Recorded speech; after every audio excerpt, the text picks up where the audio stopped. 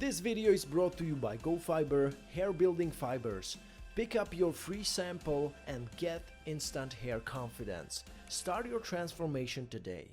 Hey, what is up guys, Matt here, and in this video I'm going to be talking about 4 ways how you can go about treating your androgenetic alopecia AGA besides the usual way of blocking your DHT while inhibiting the type 1 and type 2 5-alpha-reductase isoenzymes, okay? This strategy may or may not work for everybody, especially not long term. That's why I decided to give you 4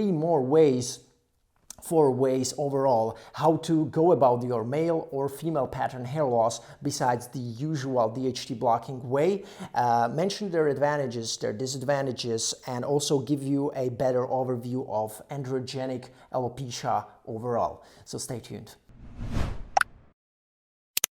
Hey, welcome back everybody. Before I start with this video, I'd like to give you a short disclaimer that this video does not constitute any medical advice. I'm not a doctor, okay? I'm not a dermatologist, and you should see this video only for entertainment and educational purposes only, okay? It's educational because I like to do the research. I like to provide you, the viewer, with the most up-to-date research from the hair loss and hair transplant industry, okay?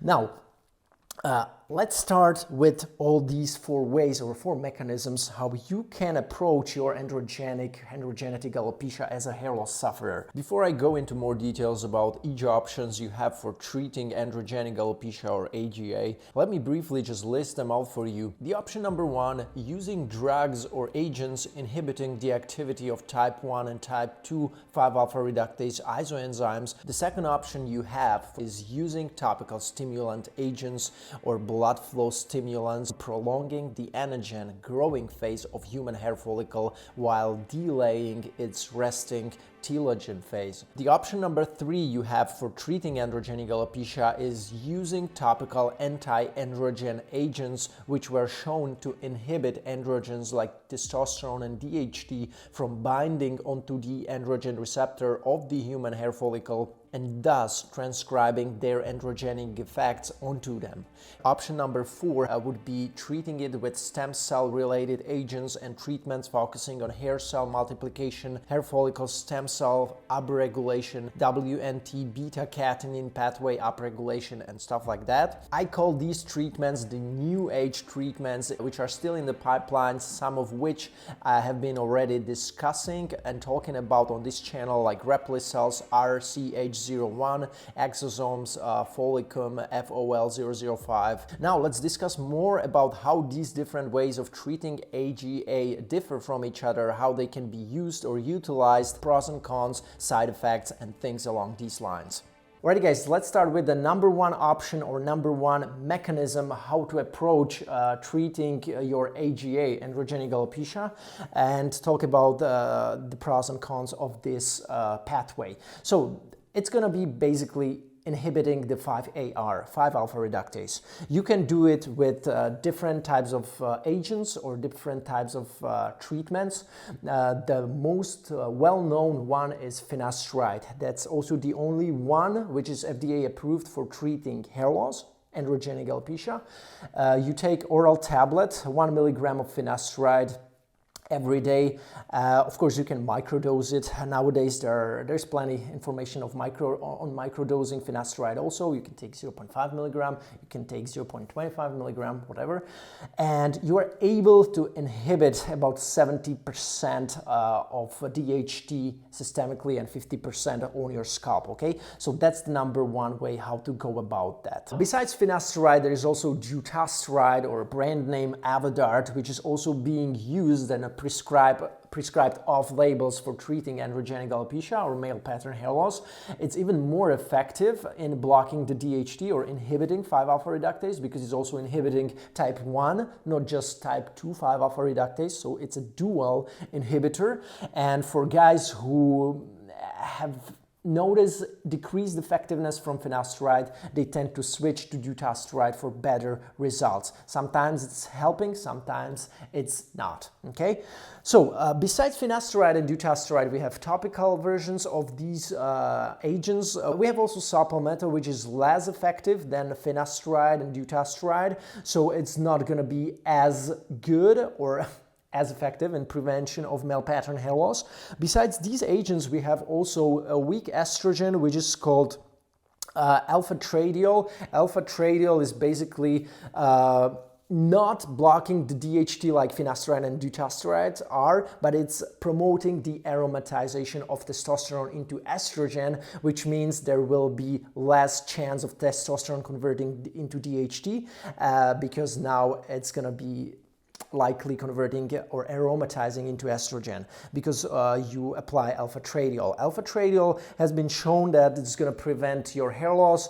It's not going to promote any like hair growth like minoxidil, but it has been shown beneficial in maintaining or stabilizing your hair loss. Again, only one which is FDA approved for treating hair loss is finasteride. Alright guys, what are the pros and cons of this first option, namely choosing a 5-AR inhibitor or inhibiting agent like finasteride? Since DHT is the most potent, the most androgenic hormone in your body, that means it's more likely to transcribe any androgenic effects on your androgen receptors, namely your hair follicles. By blocking it, by inhibiting it with finasteride and dutasteride by as much as 70 to 90%, it's going to be 70% less DHT circulating in your blood, which means there's going to be much lower chance of this DHT causing or interacting with the androgen receptor in the first place, and thus it's not going to make your hair follicles thinner and thinner as frequently or as severely, better said, as if it would without using any 5-AR inhibiting drug like finasteride. It's a big benefit for many guys who get on finasteride or dutasteride because they can have a really nice run with these 5-AR inhibitors for as many as 10, 20 plus years. After a time, they see a decrease in effectiveness. They see that it's not working for them as much, and simply it may be because the androgen balance in the body kind of changes. They will need to upgrade to dutasteride, or they will need to upgrade onto like topical anti-androgens, which are targeting the androgen receptors directly. Okay, later about that in the option number 3. For most of the guys who are just making their feet wet in their hair loss prevention of androgenic alopecia or management of androgenic alopecia, it's gonna be probably enough. You're gonna be probably well off for first couple of years just with finasteride. Maybe you're gonna upgrade to dutasteride. Maybe you're just gonna get 0.5 milligram of dutasteride once or twice a week, and you're gonna be fine. Okay, so you have to play with the dosages as well. Now, the disadvantage of a 5-AR inhibitor like finasteride, let's talk about finasteride since it's the only FDA-approved 5-AR inhibitor for treating hair loss. The disadvantage are, of course, the occurrence of side effects by some individuals. Okay, it can be sexually related side effects, even psychologically related side effects. By sexually related side effects, I mean things like lower libido, weaker erections, you know, you are not as interested in sex and stuff like that. These things go away though once you discontinue the treatment, but there are also guys who claim that some of the side effects did not go away even after discontinuing the treatment. That's the post-finasteride syndrome. Some people think it's real, some people think it's not real. The truth is probably somewhere in the middle, as always. Consider that guys are being prescribed finasteride like 1 million times per year. Like there are like millions prescriptions on finasteride being handed out every year. So really the percentage is very, very small. You can watch my video on post-finasteride syndrome if you are interested, but it clearly can have something to do with your brain as well, because consider that DHT is needed for a proper brain function. Okay, we need also DHT. If you're using finasteride, you still have like 30% of your DHT. So by getting on finasteride is not as high of a risk as getting on dutasteride long term, which is going to crush your DHT 90 to 95%. So it's a higher risk in my opinion. But let me know in the comments what you think about that. Okay. Another disadvantage of using a 5-AR inhibitor like finasteride long term is that it's not going to be able to prevent your androgen receptor of your hair follicle from interacting with other androgens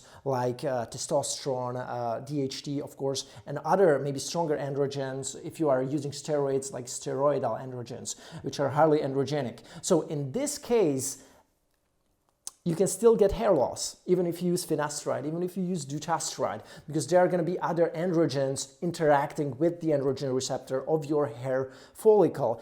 And finasteride, dutasteride, and all of these DHT blocking agents are going to only prevent D5 alpha-reductase enzyme activity, not the interaction of the androgens with the androgen receptor of your hair follicle. All right, guys, the second option or second mechanism how to target your androgenic alopecia or how to manage your alopecia is to use any type of topical stimulant which is meant to prolong the anagen phase and delay the telogen phase. That means that it's going to keep your hair still growing, growing stronger and thicker, and not gonna, put your hair follicles into the dormant, into the sleeping or telogen phase as fast as if it would probably happen if you hadn't used any topical stimulants. Like, for example, minoxidil, branded as Rogaine, 2% or 5%. I think for women it's approved on 2%, and FDA approved minoxidil dosage for men is 5% twice a day. We have also adenosine, which is also equivalent to minoxidil. It should be even a bit better. It's being sold in Japan, for example, even by Shiseido. I made a video on Shiseido in conjunction with Replisol and cooperation on RCH01. I'm going to talk about that as well. So adenosine, minoxidil, and any types of natural stimulants like azelaic acid, ginkgo, bilboa, and if you want to go even like lower efficacy, it's like onion juice and very like topical stimulants which are not going to be as effective as minoxidil or adenosine or other even more stronger topical stimulants, but also higher concentrations of minoxidil, anything higher than 5%, like 10% minoxidil, 15% minoxidil. These types of topical stimulants containing higher concentrations of minoxidil are also meant to positively impact the prolongation of the anagen phase of your hair follicle, but they are not FDA approved. The pros and cons of using these topical stimulants, prolonging your anagen and delaying your telogen phase. Well, it's very unlikely, even if you are a young guy, it's relatively safe to use these stimulants like minoxidil. It's very unlikely you're going to get any severe side effects, nothing like with finasteride or androgen blockers or 5-AR inhibitors, because you're not really messing with your hormones as a result of using minoxidil, for example. So the only thing that can happen, it's probably like skin irritation, redness, itching, and flaky scalp maybe. Also things like heart pumps has been shown that they occur as a result of using minoxidil, but it's not frequent. Again, unless you don't have any heart issues, you should be fine as a young guy even, and you can probably start managing your hair loss with minoxidil, branded as Rogaine again, or Regain in Germany. Low side effect profile in general by using all of these topical solutions for prolonging the anagen phase is a good benefit, is an advantage clearly, and that's why many younger guys are kind of testing them out and trying them out, and they're not as scared as using finasteride right away because it's something that is not messing with your androgens in the first place. Here is the disadvantage. Now, since I already said that minoxidil and all of these topical stimulants are not blocking your DHT, they're not 5-AR inhibitors, they're not inhibiting or or they're not protecting your androgen receptor of your hair follicle from DHT, testosterone, or any potent androgen from binding onto the androgen receptor, okay? They're not protecting it. So that means they are much weaker. If you use them long term, if you use minoxidil long term, if you use any other topical stimulant like azelaic acid, I mean, it's very weak. It's not very potent, okay? So if you use this as a guy with aggressive hair loss, with high levels of circulating androgens in your body, it's not gonna be effective enough. It's gonna work for a very, very, very short time, if even. And another disadvantage is the shock loss, which occurs as a result of using minoxidil. It's completely normal, but it occurs and it can scare away many guys, because you get shock loss after a couple of weeks of using minoxidil. You should, of course, go through that. It's normal, but many guys are just gonna get scared. They just stop, and there's not gonna be any consistency in using Rogaine or minoxidil, and it's gonna be worse probably than how their hair looked like when they started. So that's the disadvantage of using these topical products like minoxidil for management of androgenic alopecia, especially the long-term management, okay? The third option, anti-androgens or anti-androgenic drugs or topicals like RU58841. You can use Fluoridil, which is a substance branded as Eucapil. It's being sold in Czech Republic and Slovakia. And the third one I was already talking about is clascoterone. It's what Breezula is developing. It's anti-androgen cream. It's 7.5%, if I'm not mistaken. And these things, what these things do, these agents are protecting your androgen receptors of your hair follicles in a way, because they are protecting them from androgens like testosterone and DHT trying to bind onto them and transcribing their androgenic effects onto that, okay?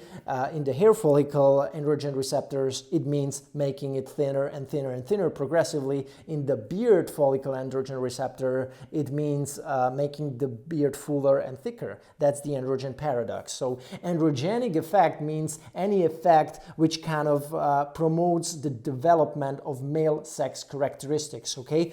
Again, increased body hair and stuff like that. So by using anti-androgenic agent like RU, you are basically protecting your androgen receptors topically from androgens like testosterone, DHT, trying to bind onto them and cause hair loss.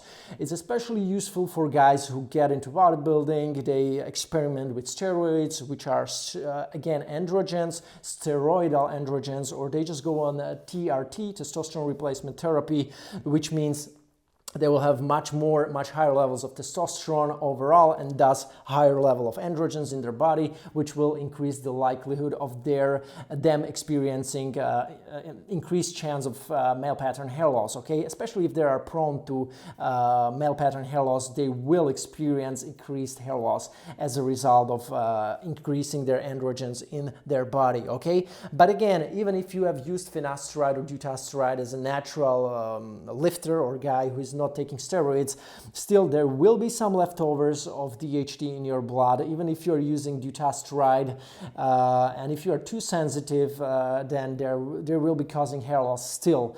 And if you are on finasteride, it's even more likely, especially after many years, because imagine if you are on finasteride, you are just blocking your finasteride, you're blocking your DHT like 70%, so there are going to be leftovers of DHT like 20-30%. DHT is going to be still there in your blood, and there is going to be increased level of testosterone as a result of testosterone not being 5-alpha reduced into DHT, but it's going to stay as a free testosterone if it's not going to be converted or aromatized into estrogen. So you have to take care of this excess of testosterone, which is going to be causing hair loss also, because it's an androgen. Of course, less potent as DHT, less lower binding affinity to the androgen receptor, but it's still gonna cause hair loss if you are prone to hair loss, if you are predisposed, if your androgen receptor of the hair follicles are too sensitive. That's why you have to use anti-androgen. Now, the pros of these anti-androgens like clascoterone,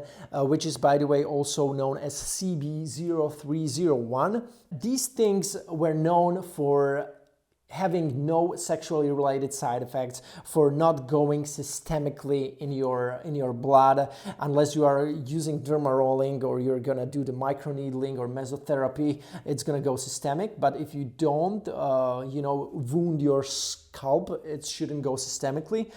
So that's the benefit. Another good benefit of especially the clascoterone or CB0301, 2 trials has been already completed on this drug. It's been pretty effective, more effective than finasteride in a shorter time, and no side effects profile so far.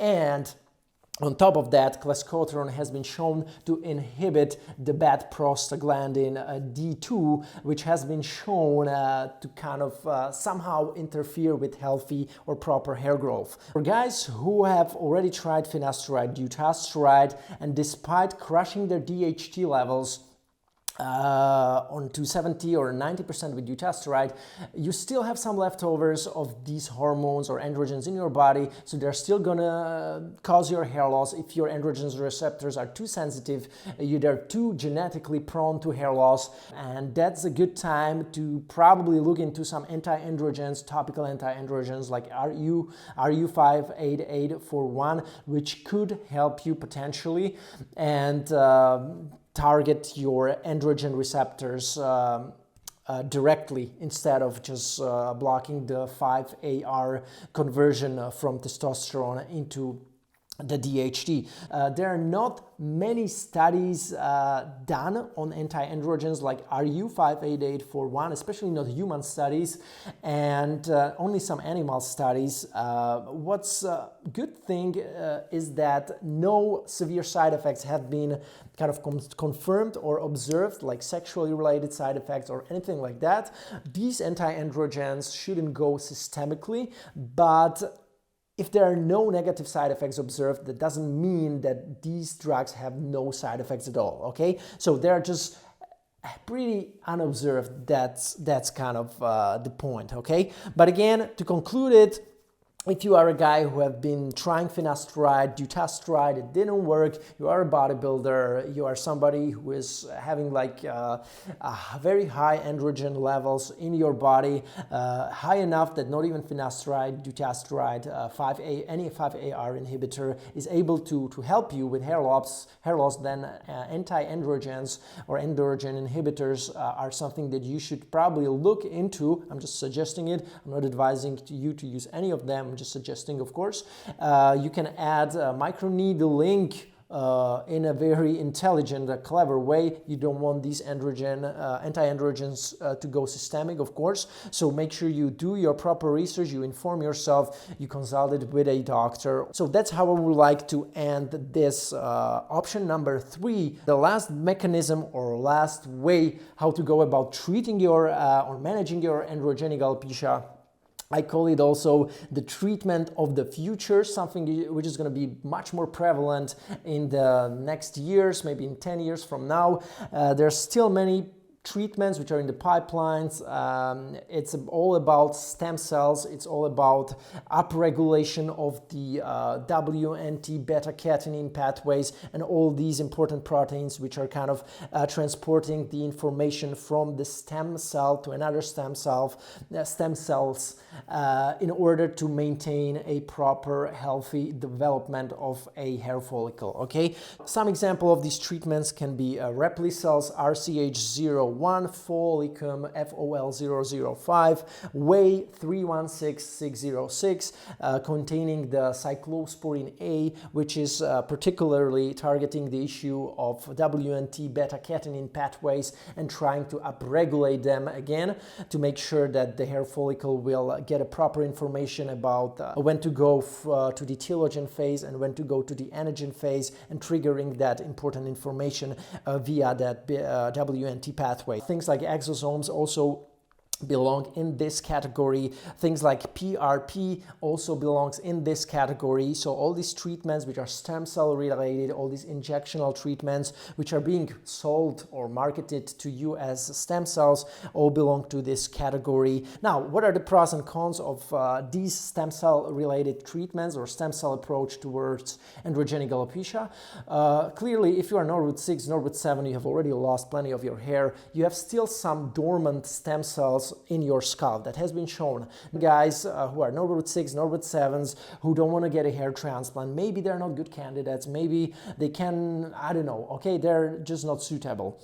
So these guys could opt for such type of stem cell treatment. So that's benefit also for all these guys, okay, who have probably lost all hope. So that's great. Now, what are the disadvantages? The disadvantages are you have to come regularly there for injections, like the PRP. You probably know it from PRP if you have already done. I did like 3-4 PRPs, didn't see any good benefits, unfortunately. So that's how it works. You go there for first, second, third injection until you somehow feel like the hair went a little bit, like the hair got better, you have seen some improvements, and then you have to still, from that point on, maintain further with another injection. So it's gonna be costly, it's gonna require like regular touch-ups, more injections, injecting like stem cells on a regular basis. There are so many factors and proteins that are playing a role in kind of solving this stem cell problem, and that's why I think it's gonna take time to develop a stem cell related treatment which will be effective and which will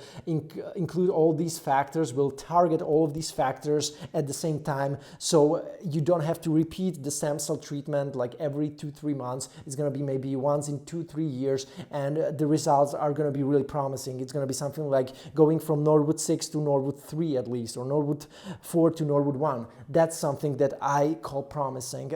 For me, it's not promising if the stem cell treatment will just bring me some vellus hair back. I need strong hair. I need like permanent hair. I need to see how permanent hair is coming back. And that's promising for me. I think it's going to be a very common approach towards treating androgenic alopecia in the future. For now, in 2020, if you are a guy who have started experiencing hair loss, or you are somewhere in the middle, you have already lost some of your hair, maybe you're considering hair transplant, well, prior to that, make sure you are on a stable, proper hair loss management protocol, either the option number 1 in the conjunction with the option number 2, but even if you're using just 5-AR inhibitor, that's something that you start with, that's completely fine. You're microdosing finasteride, for example, you're adding maybe some microneedling, that's completely fine. If you are adding minoxidil, that's okay. If you're only using option number 2, which is just using some type of topical stimulant without inhibiting 5-AR, without targeting your androgen receptors,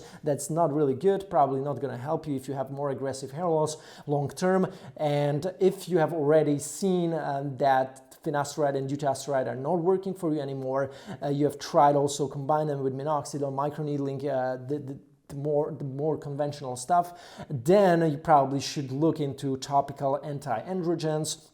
There are many more besides RU that I have discussed here. Again, there is Eucapil or Fluridil. There is the up-and-coming Breezula's drug Clascoterone. And besides that, there are also other anti-androgens. I can make also more videos in regards with the fourth option of treating androgenic alopecia in the future. And these are the stem cell related treatments. So if you want me to do more updates and more videos on that, I can happily do that if you want, of course. Hair cloning, hair follicle, stem cell upregulation treatments, all of that interesting stuff, of course.